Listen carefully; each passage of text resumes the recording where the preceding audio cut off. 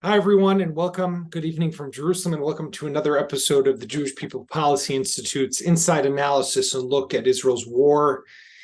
I was going to say against Hamas and the Gaza Strip, but based on what we're seeing in the images from the north today with that serious barrage of rockets that landed in one of the IDF bases not far from the border, things are definitely escalating up there as well. A boat, or I can't really call it a boat, a massive ship, which was seized just the other day, as Gil reminded me earlier, by the Houthi rebels in Yemen and the ramifications of that, like because the ship linked to Israel. So we're seeing once again this conflict is spreading, is widening, and exactly what the scope of all of that means for the continuation of Israel's operation, not only in the Gaza Strip, but also more regional security here as well. Today, we have an interesting lineup. I spoke earlier in the day with Matan Kahana. Matan is a former Air Force pilot, a colonel in the Israeli Air Force. As he tells me, he has not been flying for the last few years, and he's not flying in this war because after a period of time, you lose your operational kind of credentials if you don't fly enough. And therefore, he's sitting this conflict out. But he had a lot of interesting insights into not only the operation of the entire IDF on the ground, but also some of the different new tactics that the Air Force has been using and the way that it's providing air support for the forces that are maneuvering on the ground inside Gaza. But we also spoke about the emergency unity government, which he is a part of and was an advocate for early on during the horrific months. It seems like a lifetime ago when we were fighting about judicial reform, but it wasn't that long ago. And a few other things. And then we have with us Gil Troy, professor, historian, senior fellow at JPPI, and Donna van Luzon, a colleague also and fellow at JPPI and a TV host and writer. So we have a lot to talk about, a lot of interesting issues, flare-ups in the Knesset today at a debate about death penalty and Knesset members yelling at families of hostages. Always beautiful. Great stuff happening here in Israel. So we'll get to all of that. But first, ladies and gentlemen, here is the interview I did earlier today with Matan Kahana. Hold on, I'm pulling it up. יש לזה קוד? Here it is.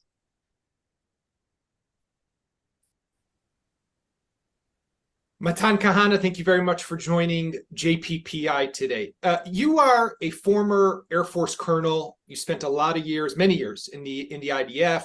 When you stepped down a few years ago, you went into politics. So I know that you're not flying now because now you're a politician, but I'm guessing you're missing it, number one. And number two, unfortunately, I'm not a pilot anymore because I felt that I'm not good enough to continue with this. Okay. But I understand something about what's happening in the Air Force now. Right. So how do you let's start high up, top level. How do you understand the war as it's going on? Is Israel meeting the objectives? Is it successful so far? And what are the challenges that are still ahead as Israel contemplates a ground offensive into southern Gaza? It's a big question, but I think that things are going well till now, although we have casualties and a lot of soldiers are getting killed in this war, and we are very sorry for each one of them. But our enemy forced on us this war, and we realize that it's a do or die war. So now, after 2 or 3 weeks of air campaign, we started the ground campaign, and they are working together. Okay, the Air Force is helping the ground force with the bombs and so on, and we don't have any other choice but going there and look for all the terror channels and all their ammunitions and headquarters, and it's things that you can't do from by airstrikes. Mm-hmm. So we need to do these things. We gave them a general warning to leave the area of the northern Gaza Strip. And in the past we were very we tried to do all what we could to avoid the collateral damage and hitting uninvolved. And we are still doing so. We never aim our bombs on civilians. We are not looking for mosques and schools and targeting on them. But what we did in the past by knocking on the roof, if you know what I mean, Yeah, and sure. calling to each home and telling them, be aware that under your house there is ammunition and headquarters of terrorists, so leave your house. Now we can't do so because it's a different kind of war, and we gave them a general warning, and every citizen in Gaza must know that if he sees a terrorist from Hamas near him, he is putting his life in great danger.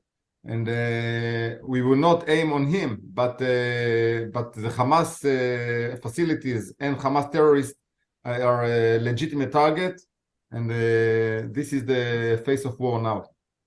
You know, you're one of maybe a handful of people in this country who served also in Sayeret Matkal, one of the IDF's elite units, which is also very active in this operation, and as a fighter jet pilot. And you flew, if I'm not mistaken, F-16s for many years. One of the things that has been interesting also in this war, from what I've heard, is right F-16 pilots, and you can explain this better than I can. When you're providing air support for troops on the ground, there's usually a safety buffer between where the Israeli soldiers are and where the enemy is. But in this war, the air support is closer than it's ever been, from what I'm hearing. Right? Can you explain what that means?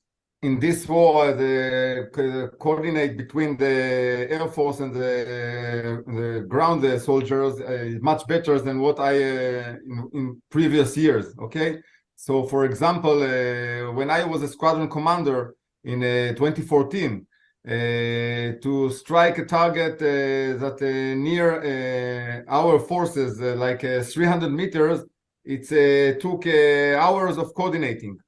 And now, because it's better to make sure that you don't hit, God forbid, the Israelis. Yes, of course, exactly. Of course. Right. I know that from time to time the Air Force is targeting targets at 150 meters from our forces, and it's 15 minutes after they request it. Wow. So the coordinating is much better than 10 years ago. But you know, so there are a lot of differences between what the period that I was a squadron commander.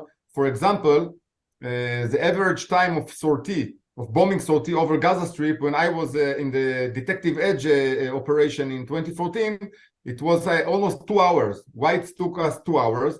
Because we get there and we waited until our security services will do the phone calls to the targets and the knocking on the roof. And most of the time we get back to the base with the bombs on our wings. Okay, but now they are taking off from all the bases.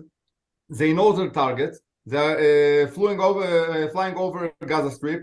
They do what they have to do and going back, and it takes them 40 minutes to 50 minutes. So wow. we are fighting now very different from previous operations, but actually they forced us to do so. All the atrocities that we suffered, the massacres that we suffered in the 7th of October, forced us to act like this. Yeah. Matan, you're a member of the National Unity Party that's led by Benny Gantz, who's now a member of the Interwar Cabinet. You were one of the first proponents, I think, or supporters of a national unity government, definitely after the war and after October 7th, but even before you started to talk about the need for this to happen and the country to come together because of the judicial reform and the division within Israeli society. It's hard for us as citizens who are watching, we see once a week the press conference that Gantz has with Netanyahu and the defense minister. But how does it look from your perspective? Is everyone getting along? Is the government functioning? Yaakov, as you said, I was the first voice from the opposition to call for unity government, and I did it 5 months ago. In all the fights over the judicial reform, I realized that we are so divided that maybe a catastrophe will come. And unfortunately, I was right. I thought that we must be united again, and I called it, as I said, 5 months ago. Unfortunately, what made us go in the government was this terrible disaster of the 7th of October. And I'm very happy that at least now we are in a unity government, in some kind of unity government. The most important thing is that it's important for the soldiers that are fighting in the front lines, in the frontier. That they see that there's unity. They see that we are all united together, and it's how we said it. It's a backwind. It's helping them to fight, and this is the most important thing. And the second thing is that Benny Gantz and Gadi Eisenkot were both the chief of staff, right, and the Minister of Defense, and Benny was. And their experience is very important for this, for what's happening now in Israel. So the government is functioning okay from your perspective? From my perspective, the security cabinet is functioning good, yes, good enough. I wanna. You came out with a video the other day that I want to share just quickly, like 20 seconds of it, with our viewers, because I think it's interesting, and then I want to talk about it. So let me play 20-second clip of this, and then we'll come right back to you. Europe, wake up! This is a wake-up call for Europe. Do you really think this war is about Israel? The massacre in Israeli towns, farming communities, and at a music festival on October 7th are a wake-up call for you. Nearly 500,000 people protested in London. More than 1,500 anti-Semitic incidents were registered in France in the last month alone. So let us be clear about this. These anti-Semitic acts are demonstrations in favor of Hamas-ISIS. So I'm gonna put the link to the video in the chat box for. I recommend everyone to look at this for our viewers to watch, because I think it's a very powerful video. And you come at the end, you basically say, listen, they came after us on October 7th, but they're coming after you in the West and in Europe. Where did this come from? What's the message that you're trying to give to people? And why was this important? Yaakov, this war, it's not a war against Israel. It's a war against all our Western way of life. It's a war against our Judeo-Christian sets of values. And we are in Israel only in the frontier of this war, in the front line of this war. And if they will win us, they will go to Europe and the United States after us. And as I showed in the movie, in the short clip, they are burning flags of France, and they are burning flags of United States. We are the little Satan. United States is the big Satan. You know, it's some kind of religion war. It's not against Israel. It's against the Western way of life. And if they will not understand it, there are so hypocrisies about this.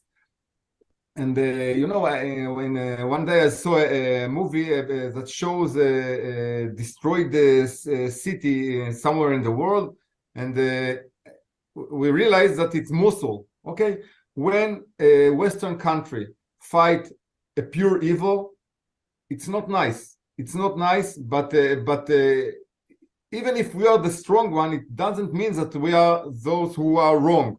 We are the righteous. We are those who are. We are the light, and we are fighting a pure evil. Pure evil. We are fighting monsters that slaughter the women and cut the stomach to take out the little baby and slaughter him also. So. Yeah. We are fighting the pure evil, and it's a war not only about Israel, it's a war about all the Western way of life. I recommend also to all our viewers, you should all watch this video. I'm putting it here in the chat box, the link, so everyone can see it and can click on it and share, because it comes with a powerful message. Member of Knesset Matan Kahana, retired Air Force Colonel, thank you very much for joining us today. Thank you, Yaakov. So that was Matan Kahana. I hope that Dana is able to join us back. There was just, to our listeners, there was just a sirens that went off in the center in Tel Aviv, not far from where Donna lives. So we'll have to see if she can come back from the, I'm guessing she's down in a bomb shelter or safe room over the next few minutes. But Gil, in Jerusalem, so far we're okay. So we might as well take advantage of that moment. What I found, I found what Matan Kahana said, a few things that were interesting. Obviously the air support, I think, is extremely interesting. They're doing, what he said, how it would take hours or to plan a mission is now being done in just minutes, right? Oh, Donna's back, right? But what also was, I asked him about the government and how's it functioning, and his answer was the security cabinet is functioning well, right? Not the government. Am I reading too much into that? Well, before I get to that, I just want to contextualize what just happened. We've sort of taken it as normal that somebody who's sitting in Tel Aviv, somebody who's sitting in what we call the Merkaz, should simply absorb rocket fire. If this was happening in New York, in Toronto, in London, we would be outraged. And this doesn't just happen once. This has happened again and again and again. And so when the Western world tells us, oh, time for ceasefire, time to give up, time to slow down, you're the aggressors, let's just remember what some of our people just saw, and let's send a little bit of love to our friend Donna and to all the people in the Merkaz. This is an unacceptable situation, and it's coming from people who've, as Matan Kahana said, just want to destroy the entire West. And so, our enemies are very scary to us. We're not scared of them, but their behavior is scary and unacceptable. But unfortunately, sometimes members of the broader government are equally scary. I agree that the security cabinet is functioning well. I'm going to be obnoxious here, and everybody threw that word coup around in the first 9 months of the year. To a certain extent, there's been a kind of constructive coup of this dysfunctional coalition government, where basically a small group of people, supported by the majority, have basically taken over the government, and it's been working. And that's much closer in definition to a coup than a democratically elected government trying to change things, even if I disagreed with what they were trying to change. So the security cabinet has been able to, on the whole, put aside a lot of what I call the lunatic politics of January through October 6th. But to see it coming back, to see some of the behavior in the Knesset today, to hear the yelling, and I think what Matan Kahana said was so important. Our soldiers need to understand that we are with them. Our soldiers need to understand that we don't just have a security cabinet which is functional, and not just a government that is functional, but that a society that is functional, and that we are behind them completely. I just heard yet another story today of a beautiful 21-year-old grandson of a friend of mine who's going to be buried in an hour. And they deserve a kind of government, a kind of society, a kind of consensus behind them. And the antics that we saw in the Knesset today, where hostage families, you can agree with them or disagree with them, were yelled at by leaders from Otzma Yehudit, is just the kind of lunatic politics that we've got to end. So let's talk about that for a moment. Today, just the background for our viewers and listeners, today there was a meeting at the Knesset. Some of the family members of hostages, of the almost 240 hostages who are still being held in the Gaza Strip, came to that meeting. There was a proposal that was put on the table to pass a death penalty. As people may not know, we do not have a death penalty on the books. It was used for Eichmann back in the day in the 1960s. But really, it's debatable. It's an interesting topic, by the way, whether Israel should have it, should not have it. I'm kind of torn on it personally. We could talk about that in a bit. But suddenly, as how often happens in the circus known as the Knesset, chaos broke out, and the family members, the relatives said to the Knesset members, don't pass a law that's going to a death penalty, because that will make the terrorists feel like they have nothing, they'll just want to kill our family members who are being held hostage. Yeah. And that blew up, and Almog Cohen, who is this very aggressive, if I could call him that, and he is very aggressive, a member of Knesset, lashed out at them. So Donna, you had some thoughts about that. Yeah. I to be honest, I think we are all agreed that this is not the way to approach and to deal and to emphasize with the family of the hostages. This is not the way to treat them. It's unbelievable. To be honest, I can't even look in their eyes, and I'm just a citizen. And I couldn't understand that, but I'm trying to not to give answers. I'm trying to ask some questions. We are talking about the collapse of conceptions here in Israel.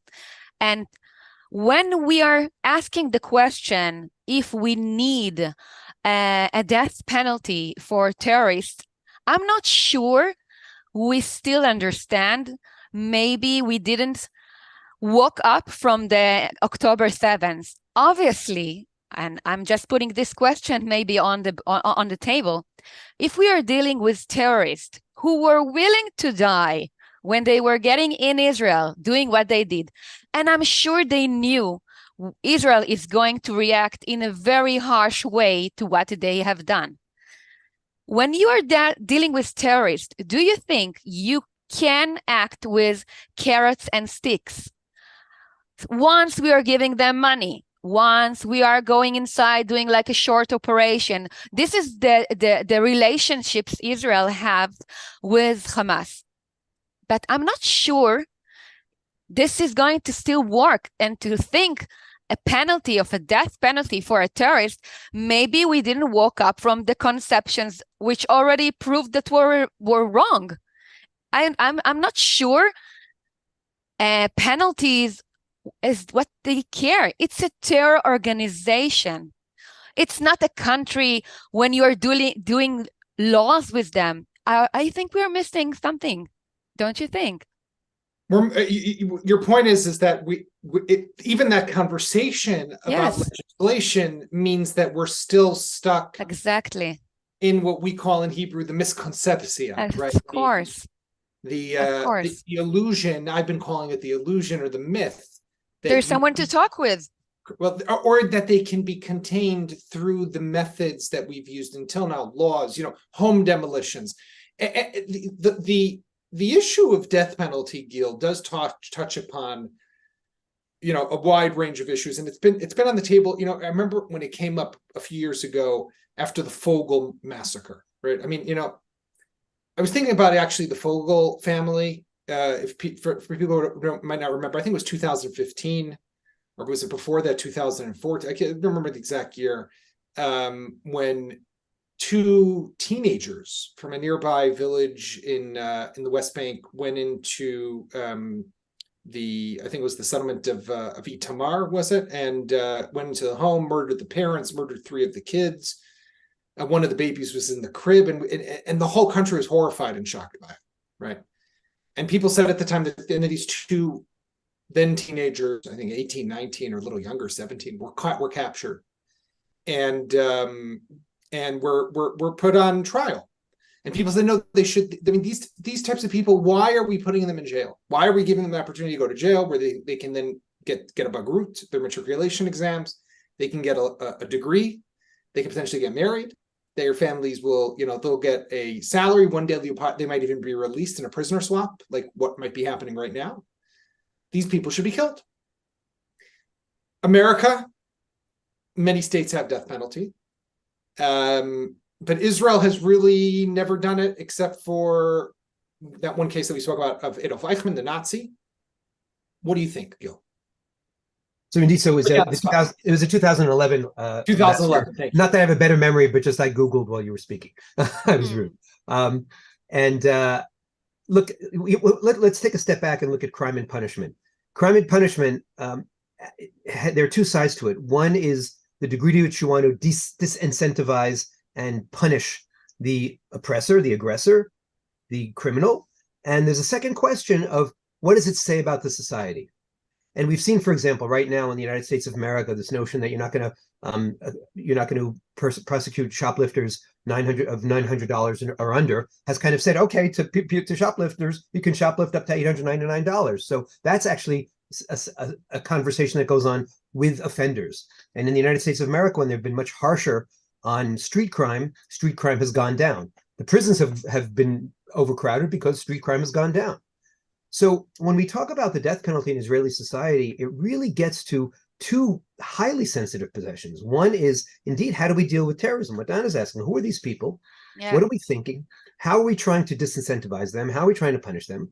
But the deeper question of the death penalty has always been about Israel's soul.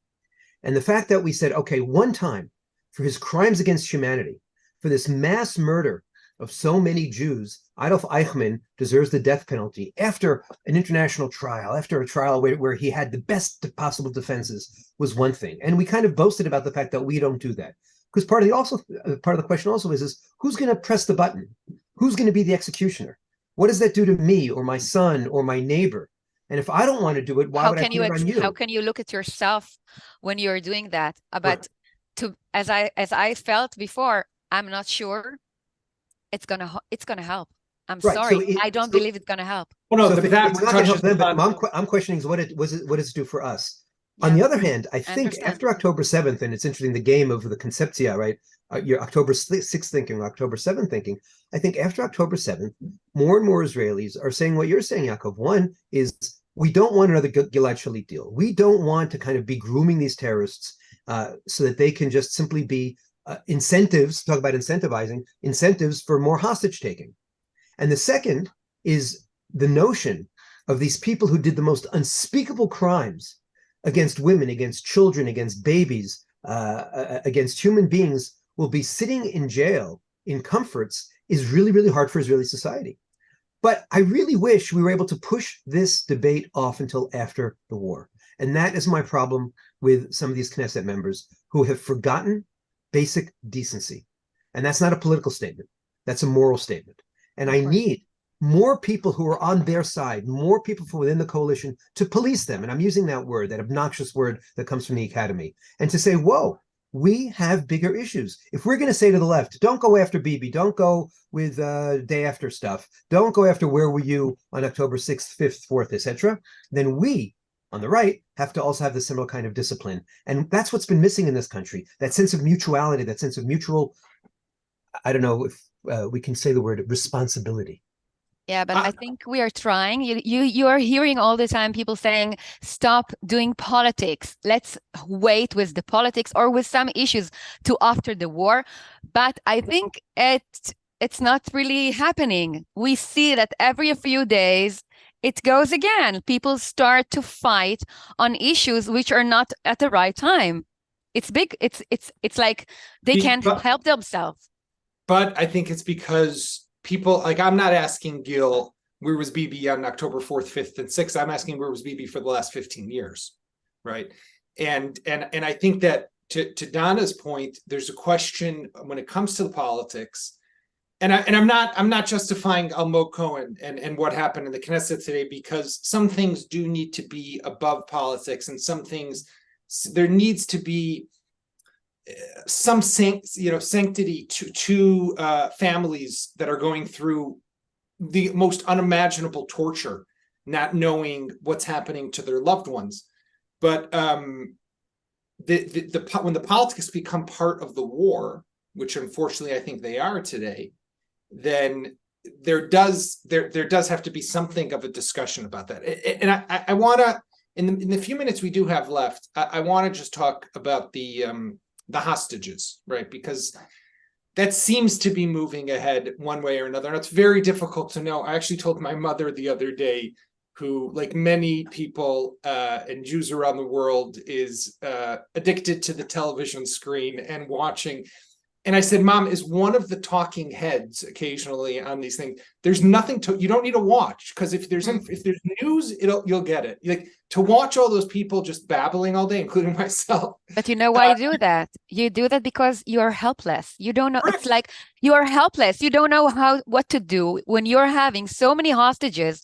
You're like, what can I do? So you feel you cannot disconnect from the television. You cannot disconnect yourself from what's going on. You're saying, I'm going to watch every minute because this is the way we feel we are trying to do something, to be part of this thing. We don't know. It's like, it's very difficult. And knowledge gives a sense of some security and some safety, and control. You feel like maybe you are a bit of control on a situation. To be honest, we are not in control, and that's sad. And we have zero control. I actually heard a father of one of the hostages today on the radio saying, I do not want to watch or know anything. I want them to come and tell me, be here or here when this or this, when someone is released, tell me where to go. That's what I'm interested in. But look, there's a bigger issue here. And the bigger issue, I think, and this is what I want to put to both to Donna and Gil, is the deal that might be in the works. And we don't know exactly what the deal is, but a deal that will release you have two interests that are colliding here. And it's complicated to talk about these things, right? But you understand why in a moment. You have two interests that are colliding. One is the priority of getting back the hostages and the social contract that has been broken, and the fact that so many civilians, children, babies, elderly, women, of course, mothers, and men were taken is a breach of the social contract between the government and its people. Soldiers, we can maybe talk about differently, maybe, but also very complicated, but not when it's so many civilians. And on the other hand, when one of the conditions in the deal is the suspension or a ceasefire of a number of days, we all can imagine how this scenario can play out. First of all, 4 or 5 days that you stop your operation. You have a military machine that's now in Gaza, that's moving. It's pushing forward. It's powerful. You stop, you got to pull back because you can't remain static. You have to pull back to safety positions. So you've lost some of your momentum. That's one. Two, when you're going to be ready to restart in 4 or 5 days, suddenly Hamas will say, oh, I got another 10 I'll give you. Give me another day or two. It's another day or two. Then suddenly Biden gets on the phone to Bibi and says, Bibi, you've already given them 6 days. There's a way that we could just end this. You're saying you are afraid that if we will allow them for a few days in order to get, I hope, as much as hostages as we can, you're afraid it will be like an non-ending story. I'm afraid it'll be like a non-ending story. I'm afraid it will undermine the larger objective, which is the degrading and the as much as possible elimination of Hamas and the removal of Hamas as the governing force in Gaza. And I understand that you have two priorities and two interests that are colliding here that might not match up. The fate of 240 people versus, to some extent, now they also connect. I can't say one is opposed to the security of the state of Israel, because if we don't get back the hostages, what does that mean for the security of the state of Israel? But this is complicated stuff. No, after I've given all that, I don't even know what the question is. But Donna, give me your thoughts. And then I will share. To be honest, the thing that is frightening me the most is that the hostages won't be back, because I think this is the biggest issue that can break Israel morality and state as a state. If you as a country cannot bring your people back, we don't have a right for a country. I'm sorry to say that in a very harsh way. We had so many opportunities to kill Hamas, and we didn't do that. And now to say, now we are going all the way and we are not going to bring them back before doing that, and we are saying we cannot stop now. I think you know what happened every week on Kaplan. Can you imagine? Can you just imagine what will happen in Israel if they won't stop and bring the hostages back? I think the country won't handle it. I don't think you will have citizens here to talk anymore. Nobody will be able to bear that. So if you need to stop in order to bring them, in my point of view, it's your first priority. Okay. Gil? Look, it's a heartbreaking issue. I want to, see you and raise you emotionally. In addition to the news coverage, this is a very small shtetl. and the country is awash in rumors. I'm not going to repeat any of the rumors on air, Yeah, but all of us, I'm sure in the last 3, 4, I've 5 heard. days, have heard all kinds of rumors. And if I'm hearing them, it means every hostage parent and brother and sister and best friend, we always talk about the relatives, we miss the friends, is hearing the rumors. And so that adds to the psychological torment. That's number one. Number two, today I was walking, it was a rainy morning in Jerusalem, and I just passed one of those hostage posters that in Israel we don't tear down, but we all stop, and it breaks our heart. And because of the rain, the faces had faded away a little bit. And it really brought tears to my eyes. I thought, this is exactly what's happening in the world through their indifference, the world through their weakness. It's not just down an Israel problem. It's and the world through their pressure on us, ceasefire, ceasefire, ceasefire, have basically made these people disappear. Having said that, so I really feel this emotionally and empathetically. There are 3 numbers out here. One is the 240 hostages, whoever's still alive. 2 is 9 million Israelis who are in the sights of Hamas and Hezbollah, going back to your opening, Yaakov, what's going on in the north.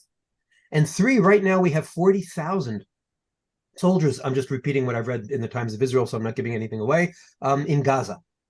And in addition to what you were saying, Yaakov, one of the things that scares me is that in those 4 or 5 days of a ceasefire, all the operational intelligence we have becomes irrelevant, and their ability to run away and to reconnoiter, and then our kids' lives are on the line.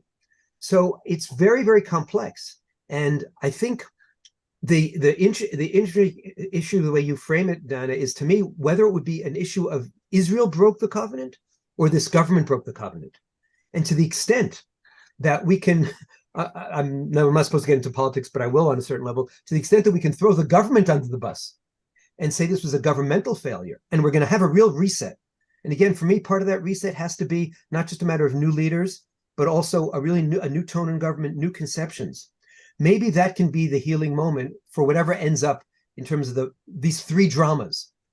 Where are the 9 million Israelis? And I think every day about, if I was living in Kiryat Shmona, if I lived like my cousin lived in Kibbutz Nirim, at what point would I move back in? That's the $9 million question, if you will, the 9 million person question.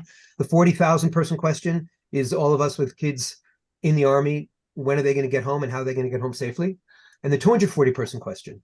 So it's very, very complex. And the real question is whether, from all the pain and from the incredibly high price we're all going to have to pay, and we are paying daily and weekly, we can somehow reconstitute a social covenant and a political covenant.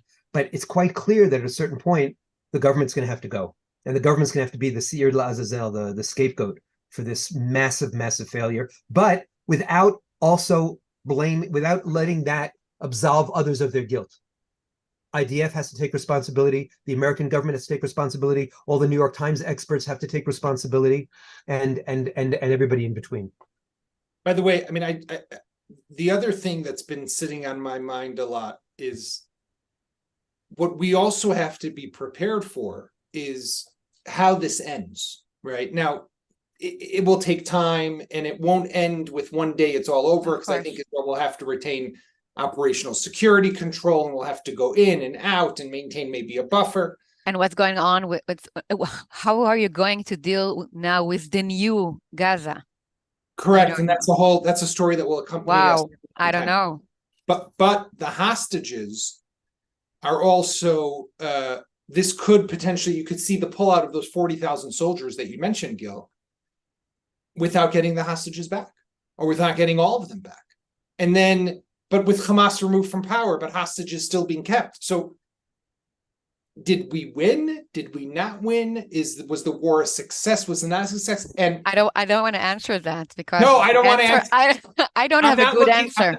I'm not asking it as a question, because I don't think there is a good answer, but I think that these are issues that the definition of victory, people want to think that this is a Hollywood movie.